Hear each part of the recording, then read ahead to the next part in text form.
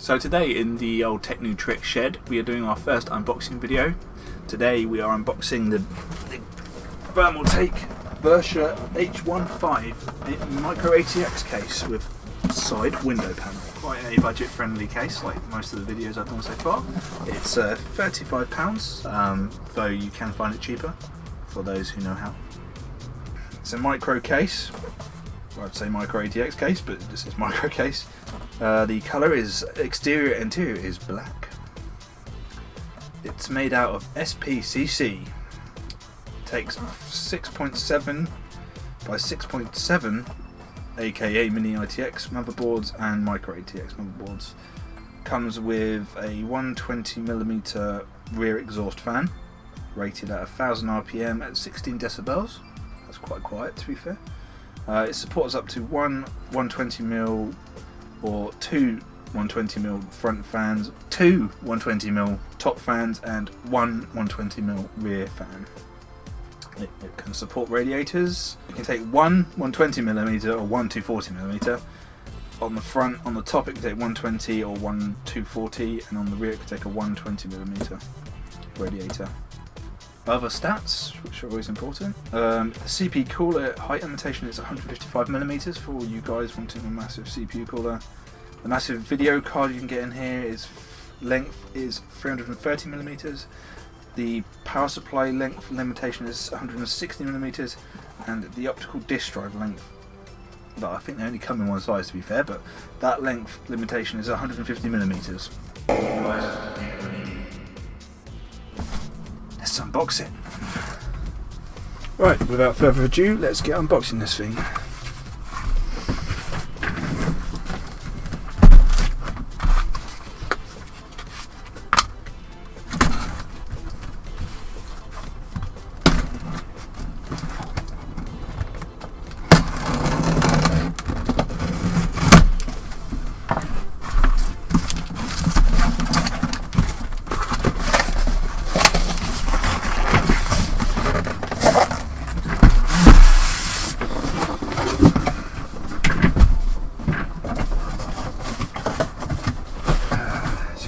Very organised around here. If anyone's seen this cat, hopefully it'll be back by now, but if you could contact Alison and Mark, I'm sure they'd be very, very happy to see it again. I'll keep it there to remind me how much cats were important to me. Right.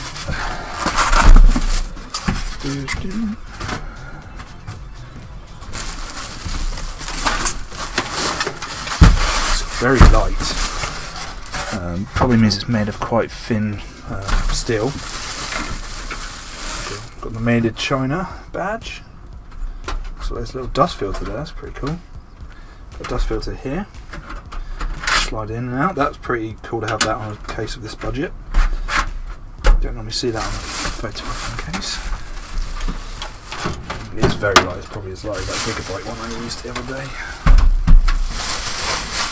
But it does have a lot more fat holes than the gigabyte one. Right, so what have we got here? So we've got one 5-inch optical drive bay, fan controller bay. Got your mic in, headphone in, one USB 3 slot, one USB 2, your power button, and your reset button. Side we have our window, which is a lovely plastic sheet. Guess it keeps the scratches off. On the back, right, so the PSU is mounted on the bottom like most modern cases now. Helps with the balance in case your son comes along and whacks it on the side. Got your I/O slots coming in here. That's quite nice. You've got an adjustable bracket for your rear exhaust fan, so if you've got a radiator you can drop it down just to accommodate that. Looks like the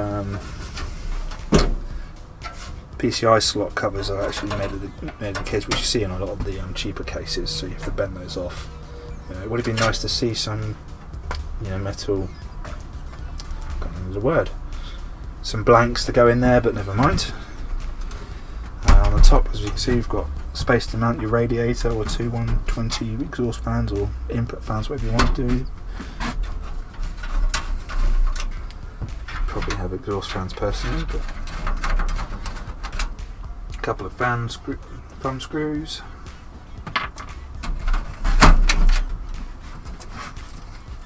It's quite nice. Nice window. See that feels quite sturdy, to be fair. Right, what have we got in this baby? You guys can see all this. Right. Got our tools. Got a little user manual. Oh, we do get a blank. We get one blank, which is quite nice. Guess these are for the optical drives. Little sleds. Let's go in there. They bolt into the side. Got all these screws, a few cable ties, an escapee, fan, and screw. It's pretty nice. It's a very strange, like a rubbery plate here. I guess that's to stop the hard drives vibrating. If you put your 3.5 drive there, looks like it's for hard drive mounting. Maybe you can take this with a thumb screw here and a thumb screw. That's quite nice actually. Take the whole cage out. That's really impressive actually. I guess you might have to do that to get the drives in, because it looks like they go in from the back. There's little stops here for the drives, and the cables can go here. So actually, that's really nice. Actually, I didn't think they'd be displaying that. Let's see if we can get it back in. Okay. Right, so we got that in eventually. Probably make that look better next time we do it. So what we've got here, we've got our front panel connectors. Got one USB 2 connector, HD audio, and your USB 3. Got some mounting slots for your radiator or fans. This is really impressive actually. I mean, it's quite thin metal, but the fact they've got those slots in there. Got some cable tie slots. This fan. Be able to get rid of that. The stats of it look quite good, quite quiet, but I'm not really liking the look of it. It looks a bit cheap. I mean, it has got braided, well not braided, but covered cable sleeve. It's got cable sleeve on it, so that's pretty cool. But toolless thing for your optical drive.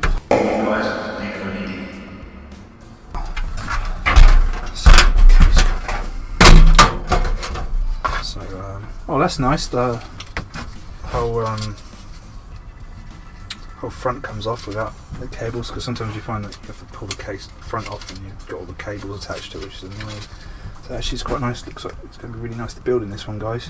All the cables obviously are the front panel connectors there. Nice slot for your fan cables to go there. Should look pretty nice with some red fans at the front, or some whatever colour choice fans, but it should look pretty nice for that.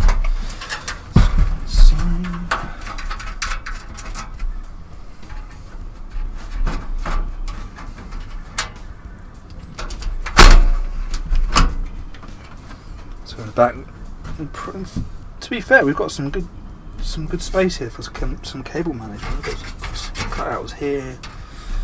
So here they're not. So there's no rubber grommets or anything, but that is, there's no sharp edges. There's some tie down points. Even got some points up here for your fans to route out. Actually, I'm really impressed with this, guys. This is really good. I might be buying some more of these, more builds in the future. Got your plastic feet, give it some airflow on the bottom. So before doing that, yeah. All in all, good case for guys. I'm looking forward to doing a build in this. So guys, let me know what you want me to put into this baby. Thinking of actually doing a mid-range sort of build with the new GTX 950, with an Athlon FM2 chip. I've actually forgotten the name of the Athlon. Terrible. And a FM2 motherboard. think it'd be pretty good actually as a mid-spec PC. Let me guys give me some ideas of what you want me to do with this, guys, because I haven't bought anything yet. So we're open to suggestions. Anyway, thanks for watching this video, guys, and I'll catch you later.